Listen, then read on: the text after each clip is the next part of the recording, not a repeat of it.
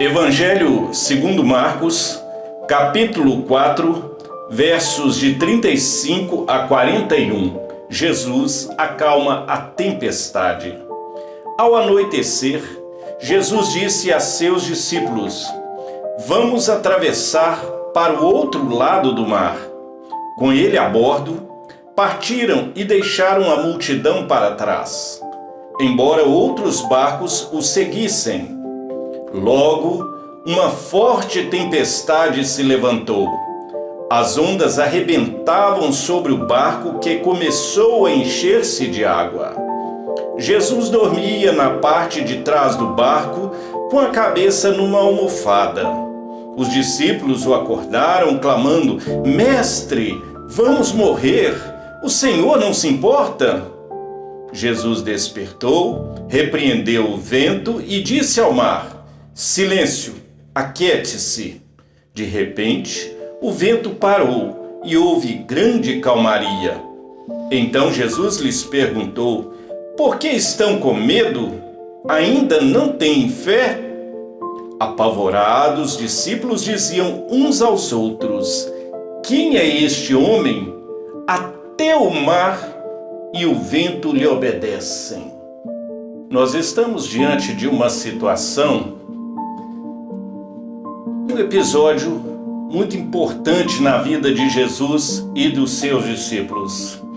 E através desse episódio, nós queremos mostrar o poder de Jesus, a sua autoridade, que está ligada à sua identidade como sendo o Cristo, o Filho do Deus vivo.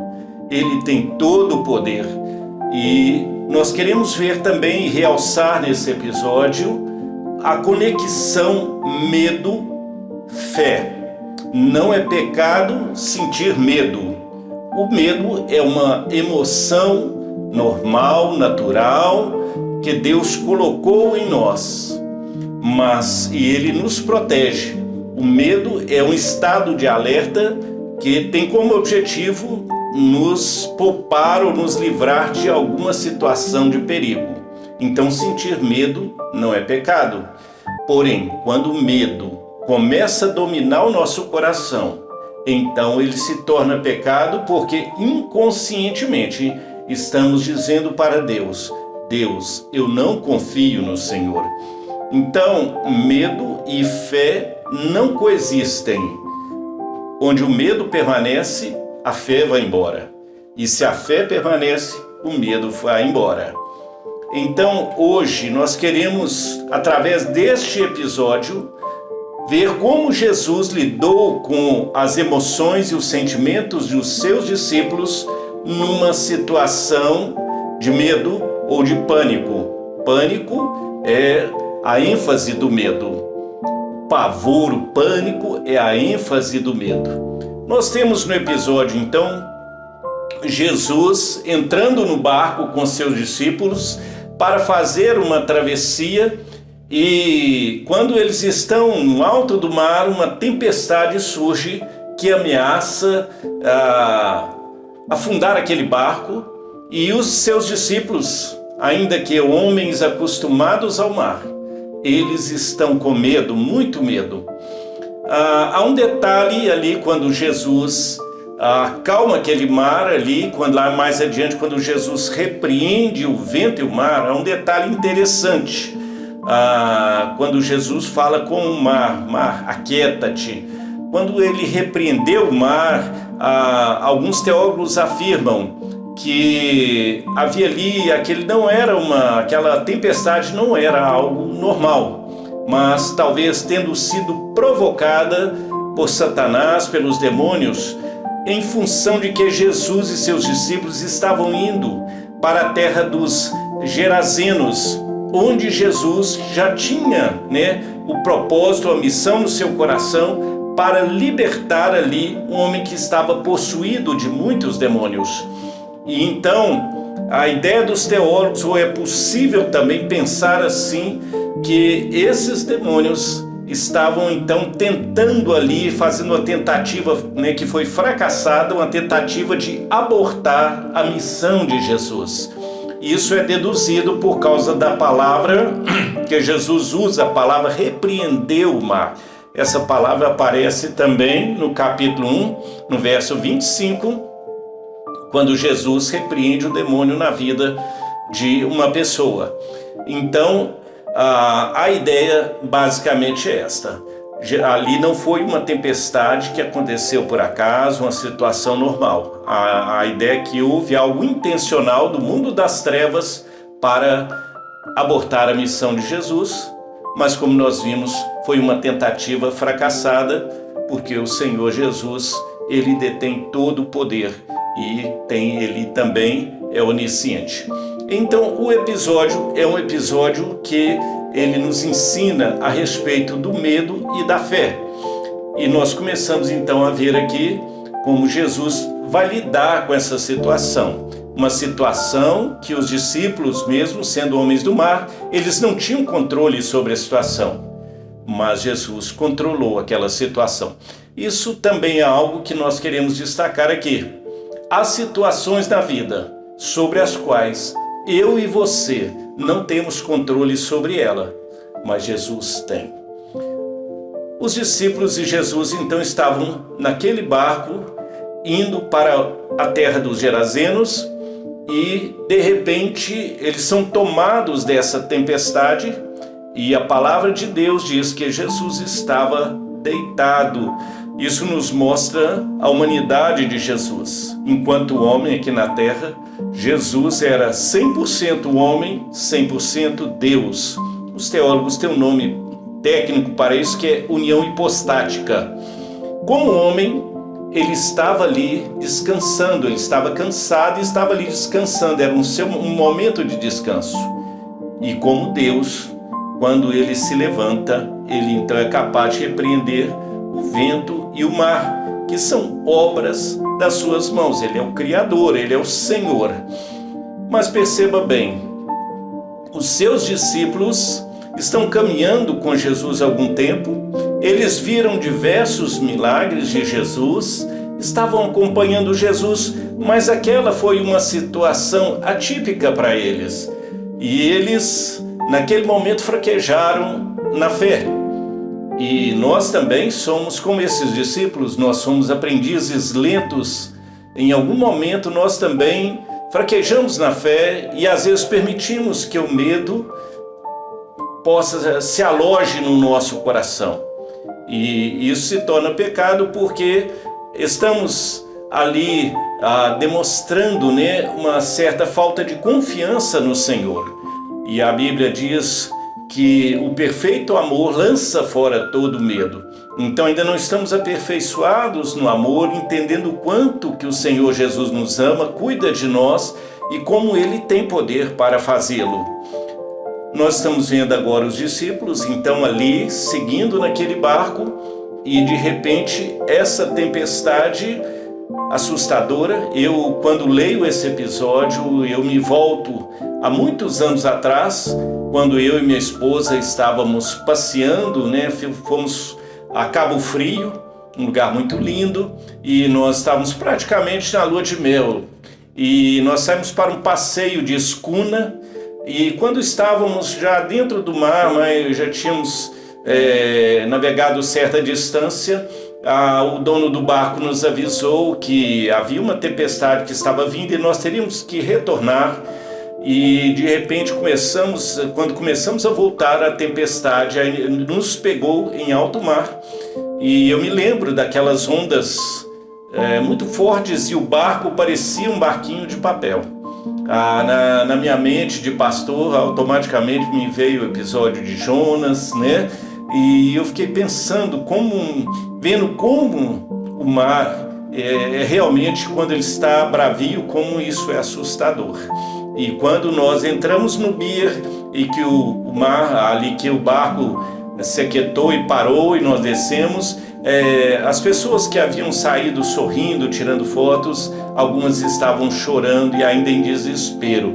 Foi um episódio que me marcou muito. E quando eu leio aqui esse momento de Jesus com seus discípulos, eu consigo entender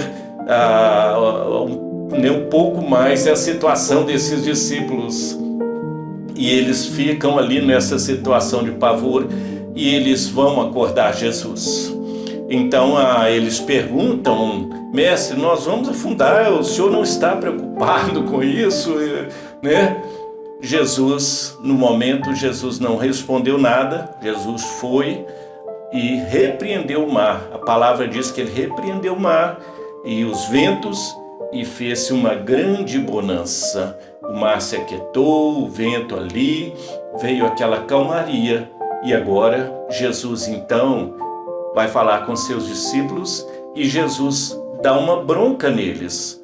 Não porque não fosse uma situação de perigo, não porque tudo estivesse tranquilo. Jesus reconheceu que era uma situação difícil para eles, uma situação de pânico para eles, mas Jesus deu uma bronca porque ele estava no barco e os discípulos precisavam ter essa fé nele. Então, naquele momento, Jesus faz uma colocação muito importante, onde ele faz essa conexão e a Bíblia está sempre amarrando medo e fé.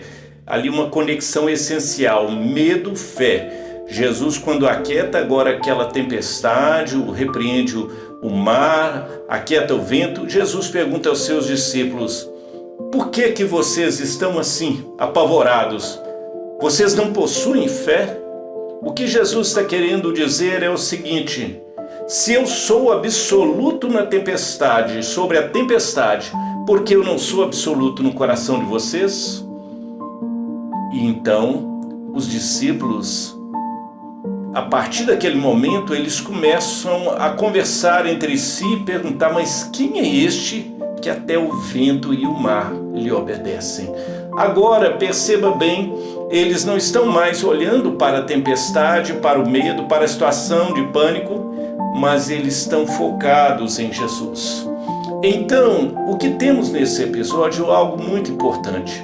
Jesus vai redirecionar as emoções dos seus discípulos, porque é isso que Deus quer fazer, redirecionar as nossas emoções e sentimentos, tudo para a glória dele. Jesus não disse que estava tudo tranquilo, mas ele afirmou que ele estava aqui, ali no barco com eles. Só que naquele momento eles estavam olhando para as circunstâncias. E quando nós estamos olhando para as circunstâncias, nós sentimos o medo e esse medo começa a se assenhorar de nós e isto se torna pecado.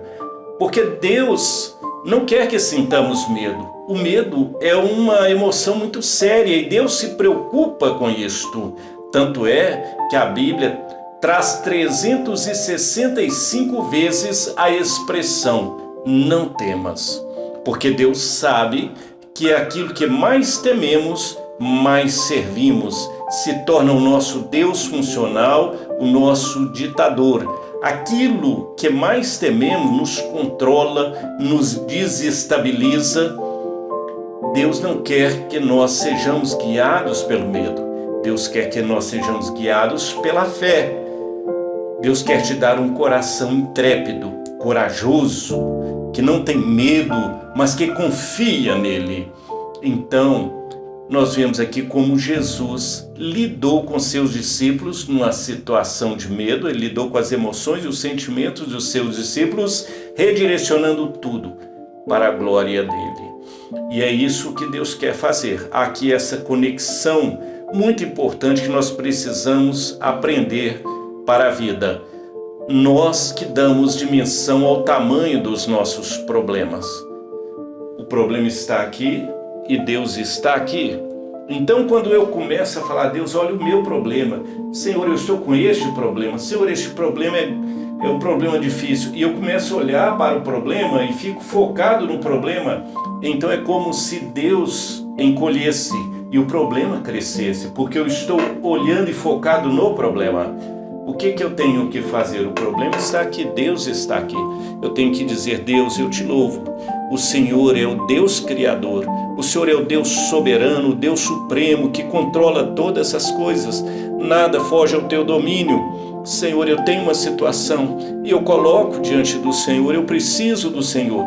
Então você está focado no Senhor Deus e o problema então vai se encolhendo, porque o seu foco agora não é o problema, o seu foco está em Deus.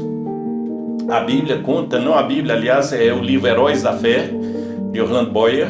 Ele conta a história de George Miller, que numa viagem até uma cidade chamada Quebec, George Miller está num navio e de repente ele bate na cabine do capitão do navio, e é o capitão que narra esse episódio. O capitão diz que George Miller bateu na cabine dele e falou com ele assim: capitão, vamos orar, eu tenho uma viagem, eu tenho que estar sábado em Quebec. E isso era, me parece que quinta-feira. E o capitão achou estranho aquilo, pensou assim consigo na hora: de onde saiu esse maluco? E falou com George Miller: impossível, senhor, olha essa neblina lá fora. E George Miller respondeu ao capitão assim: meus olhos não estão nessa neblina, mas no Deus que governa essa neblina e todas as coisas. Capitão, vamos orar. E diz o capitão que George Miller fez uma oração muito simples. E ele disse: Senhor, peço-te que retires essa neblina. Tu sabes como me comprometi estar em Quebec no sábado, e eu creio ser isso a tua vontade. A oração foi bem rapidinha. George Miller terminou a oração e falou com o capitão: capitão, abra a porta, vamos ver lá fora. E quando eles saíram, o capitão viu que a neblina de fato estava se dissipando, e no sábado à tarde George Miller estava desembarcando em Quebec. Há um detalhe nessa história que, quando o George Miller terminou de orar, ele virou para o capitão e disse: capitão, não precisa de você orar. E o capitão ia orar, mas George Miller falou: capitão, não precisa de você orar, por dois motivos. Primeiro, porque eu já orei. Segundo, porque você não crê que ele faça isso. Venha cá e vejamos.